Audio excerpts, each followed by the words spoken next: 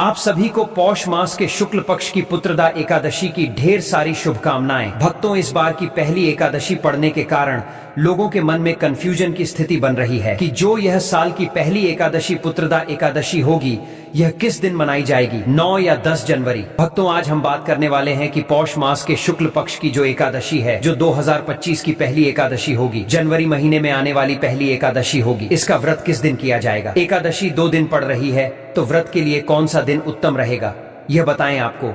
व्रत कब करना है, हरिद्वार का समय क्या है, सुबह सुबह पर करना है, व्रत के नियम क्या रहेंगे, वह क्या खाना है, भगवान का कथा पूजन कैसे करना है और व्रत पारण की विधि क्या रहेगी।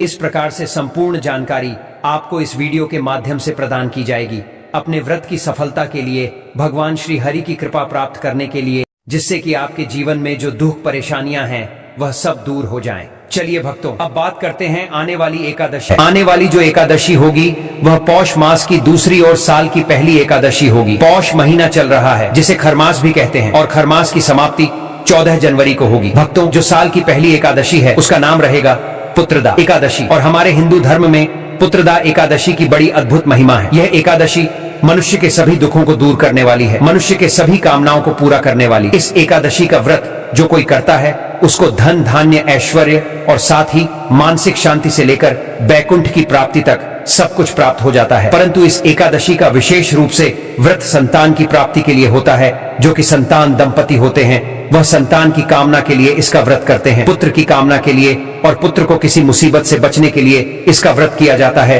कि एकादशी का व्रत करने से पुत्र रत्न की प्राप्ति के लिए इसका नाम है पुत्रदा एकादशी। साल में 2 बार आती है और दूसरी श्रावण मास में आती है। दोनों का विधान अलग है, दोनों की कथा अलग है, परंतु दोनों ही पुत्र रत्न की प्राप्ति के लिए विशेष महत्व में बड़ी एकादशी है। इसीलिए अवश्य ही आपको इसका व्रत करना चाहिए, पूजन करना चाहिए। भगवान श्री हरि का पूजन आपको अवश्य रूप से करना ही चाहिए और कथा सुननी चाहिए। पूजन कैसे करना है हम आगे बताएंगे कि कथा कौन सी सुनाई है और पारण का समय क्या है और कब करना है। ये सारी जानकारी हम आपको इस वीडियो में देंगे। लेकिन उससे पहले अगर आप भी चाहते हैं कि माता रानी का आशीर्वाद आप पर सदैव बना रहे, तो वीडियो को लाइक करें, चैनल को सब्सक्राइब करें और कमेंट बॉक्स में जय माता लक्ष्मी जरूर लिखें। और अपने फायदे के लिए, अपनी गरीबी दूर करने के लिए इस वीडियो को पूरा देखकर जाना, तभी आपको लाभ की प्राप्ति होगी। यदि आज आपने वीडियो को बीच बीच में से देखा, काट काट कर देखा, तो जीवन में आपको कभी सफलता हासिल भी नहीं होगी। दोस्तों, जनवरी माह की पहली एकादशी को पौष पुत्रदा एकादशी व्रत रखा जाएगा। हिंदू कैलेंडर के अनुसार पुत्रदा एकादशी व्रत साल में 2 बार रखा जाता है। हिंदू धर्म की मान्यताओं के अनुसार पुत्रदा एकादशी के दिन भगवान विष्णु व माता लक्ष्मी की पूजा करने से जातक को संतान सुख प्राप्त होता है। इसके साथ ही संतान को लंबी आयु प्राप्त होती है। पौष पुत्रदा एकादशी को वैकुंठ एकादशी भी कहते हैं। कहा जाता है कि इस व्रत के पुण्य प्रभाव से व्यक्ति सभी सुखों को भोग कर अंत में मोक्ष को जाता है। दृक पंचांग के अनुसार पौष माह की पुत्रदा एकादशी 10 जनवरी 2025 को मनाई जाएगी। आइए जानते हैं पौष पुत्रदा एकादशी की सही तिथि, शुभ मुहूर्त, पूजा विधि, भोग, मंत्र और पारण टाइमिंग के बारे में। दृक पंचांग के अनुसार पौष माह शुक्ल पक्ष की एकादशी तिथि का आरंभ 9 जनवरी 2025 को दोपहर 12:22 पर आरंभ होगा और अगले दिन 10 जनवरी 2025 को सुबह 10:19 पर समाप्त होगा। ऐसे में उदयातिथि के अनुसार 10 जनवरी 2025 को पौष पुत्रदा एकादशी व्रत रखा जाएगा। चलिए जान लेते हैं पुत्रदा एकादशी की पूजन विधि के बारे में। इस दिन आपको सूर्योदय से पहले अवश्य उठ जाना चाहिए। इसके बाद स्नान आदि करके भगवान सूर्य देव को जल दीजिए और आपका जो पूजा स्थल है वहां बैठकर सबसे पहले व्रत का संकल्प कीजिए। संकल्प करने के लिए अपने सीधे हाथ में जल लीजिए। 3 बार बोलिए ओम श्री विष्णु, ओम श्री विष्णु, ओम श्री विष्णु। पौष मासिक शुक्ल पक्ष एकादशी है। एकादशी व्रत पूजन संकल्प संकरी से आज हम एकादशी का व्रत पूजन करने का संकल्प करते हैं और वह संकल्प भगवान के चरणों में अर्पित कर दीजिए। भगवान को नमस्कार कीजिए। अब आप भगवान की पूजन करेंगे। एक रोटी में जल, उसमें थोड़ा गंगा जल मिला लीजिए। भगवान श्री हरि की किसी भी रूप की एक तस्वीर आपके पास होने चाहिए, या प्रतिमा है तो प्रतिमा रख लीजिए। होली, मौली, पान, सुपारी, लौंग, इलायची, पान का पत्ता अगर हो तो उत्तम रहेगा। धूप, दीप, फूल माला और नैवेद्य के रूप में भगवान को अर्पित करने के लिए मिठाई पूजन करने से पहले भगवान की तस्वीर को स्थापित किया जाता है। स्थापित करने के लिए यह स्थान पर आपको तस्वीर रखनी है, ना उस स्थान का शुद्धिकरण कीजिए तो लौटे में जो जल है जिसमें गंगा जल अपने मिलाया है उसे वहीं पर छिड़क दीजिए, उस स्थान का पवित्रीकरण हो जाए। फिर आप उसे स्थान पर पुष्प रख दीजिए। वह पुष्प आप भगवान को एक प्रकार से आसन दे रहे हैं, आसन के रूप में है। पूजन के लिए पहले भगवान को अजमानी कीजिए, अर्थात 3 बार जल दीजिए।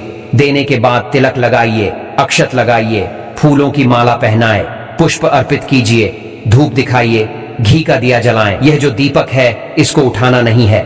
जहां आप रख रहे हैं दीपक को रखने से पहले चावल या पुष्प को आसन के रूप में रख दीजिए, उसके ऊपर से आप दीपक को रखिए। इसे कभी भी नीचे नहीं रखा जाता है और एक प्रकार से साक्षी देव है, अग्नि साक्षी है, हमारी आज की पूजा के साक्षी है, इसीलिए इस दीपक को उठाना नहीं होता है। आरती के लिए हम दूसरा दीपक प्रयोग में लाएंगे। दीप दिखाइए और नेवरी के रूप में जो भी मिठाई आपके पास है वह भगवान को चढ़ाई फल है तो फल चढ़ा दीजिए, और कुछ ना हो तो मिश्री के कुछ दाने लेकर मिश्री भी आप नैवेद्य के रूप में भगवान को अर्पित कर सकते हैं। भगवान को हाथ जोड़कर नमस्कार 108 बार जाप करना चाहिए। दोस्तों, जो लोग हमारे चैनल पर पहली बार आए हैं वह इस वीडियो को लाइक करें, चैनल को सब्सक्राइब करें और कमेंट बॉक्स में आप अपनी राशि या अपना नाम जरूर डाल दें, क्योंकि हम राशि से जुड़ा भाग्य भी बताते हैं और भाग्य में चल रही परेशानियों को दूर करने के लिए वह आसान से आसान उपाय भी बताते हैं। चलिए भक्तों, अब हम जान लेते हैं कि पुत्रदा एकादशी के दिन क्या करना चाहिए और क्या नहीं करना चाहिए। नियमों की बात कर लेते हैं। नियम क्या है जिनका पालन आपको अवश्य रूप से करना चाहिए। पुत्रदा एकादशी के दिन तुलसी का पूजन करने का भी काफी ज्यादा महत्व बताया गया है, तो आपको पुत्रदा एकादशी के दिन तुलसी का पूजन अवश्य ही रूप से करना है और तुलसी के नीचे एक दीपक जरूर जलाना है और तुलसी का आपको पूजन करना है। इसे आपका व्रत सफलता पूर्वक पूर्ण माना जाएगा। आज के दिन आपको अन्न नहीं खाना है। जो लोग व्रत नहीं कर रहे हैं उन्हें भी आज के दिन चावल का सेवन नहीं करना चाहिए। चावल वर्जित है। सिंघाड़े से बनी हुई कोई भी वस्तुएं खा सकते हैं। पुत्रदा एकादशी के दिन कई लोग पूरी बनाते हैं, लोग पकड़िया बनाते हैं और खीर भी बनाते हैं, परंतु यह ध्यान रखिएगा कि इसमें जो नमक है उसका प्रयोग नहीं किया जाता है, मिर्च का प्रयोग नहीं किया जाता है। काली मिर्च या सेंधा नमक का प्रयोग कर सकते हैं। जो व्रत नहीं कर रहे हैं उन्हें भी एकादशी के दिन सादा भोजन करना चाहिए। मांसाहार और तामसिक पदार्थ खाने से आपको बचना चाहिए। जो लोग व्रत कर रहे हैं उन्हें अपना दिन भगवान श्री हरि के चरणों में मन को लगाते हुए व्यतीत करना चाहिए। किसी के प्रति बैर भाव नहीं रखना चाहिए। किसी के साथ कोई क्लेश नहीं करना है। घर में सुख शांति का माहौल रखना है। क्लेश का माहौल नहीं होना चाहिए। किसी को अपशब्द नहीं बोलना चाहिए। किसी के साथ देश की भावना नहीं रखती है और शालीनता के साथ दिन को व्यतीत करेंगे। भगवान श्री हरि को कीर्तन बड़ा प्रिय है। जो कीर्तन करते हैं भगवान का भगवान उन पर सदा कृपा करते हैं। इस एकादशी पर बड़ा महत्व है। ब्रह्मचर्य का पालन कीजिए। ब्रह्मचर्य दशमी तिथि अर्थात जब भी आप व्रत कर रहे हैं ब्रह्मचर्य का आपको अवश्य रूप से पालन करना चाहिए और ब्रह्मचर्य का पालन तब तक होगा जब तक कि आप व्रत का पारण नहीं कर लेते हैं। हम सभी एकादशी में बताते हैं आपको कि यह जो नियम है यह आवश्यक नियम है। जो दाम्पत्य जीवन में है, शादीशुदा है, उन सभी को भी इसका ध्यान रखना चाहिए कि आप ब्रह्मचर्य का पालन करते हुए इस व्रत को पूर्ण करें। इसका नियम बना रहना चाहिए।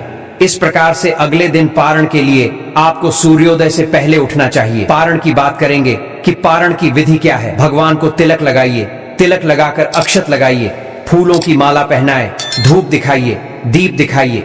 दीप दिखाने के बाद भगवान को नैवेद्य के रूप में एकादशी के दिन आपको काले तिल से बनी हुई कोई मिठाई या लड्डू आदि अर्पित करना चाहिए। काला तिल ना हो तो आप सफेद तिल से बना हुआ अभी अर्पित कर सकते हैं। नमस्कार कीजिए और भगवान को पारण का भोग